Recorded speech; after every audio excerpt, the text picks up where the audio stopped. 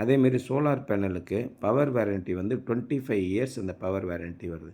அந்த 25 இயர்ஸ்க்கும் சோலார் பேனல்லேருந்து நமக்கு power generate ஆகும்.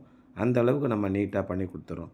இந்த மாதிரி எல்லா விதத்துலேயும் நமக்கு பயன் தரக்கூடிய வகைகளில் இந்த சோலார் நமக்கு அமைச்சு கொடுத்துறோம். இதனால் நம்மளுடைய கரண்ட்டு பில்லு இன்றைய தேதியிலேருந்து அடுத்து வரக்கூடிய 25 வருஷத்துக்கு நம்ம வீட்டுக்கு தேவையான அத்தனை பவரையும் நம்மளால் உற்பத்தி பண்ண முடியும். ஒரு 10 வருஷத்துக்கு அப்புறமா இயல்பாகவே போகக்கூடிய சில காரியங்கள் இருக்குது. ஒரு வயரோ, ஒரு ஃப்யூஸோ, ஒரு சுவிட்சோ இயல்பாகவே 5 வருஷத்துலேருந்து 6 வருஷத்துக்கு ஒருக்க டேமேஜ் ஆகும். அந்த நேரத்தில் அதை மட்டும் நீங்கள் மாற்றிக்கிட்டா போகும். பெரும்பாலான காம்போனண்ட்டுக்கு நீங்கள் வந்து மாற்ற வேண்டியிருக்காது.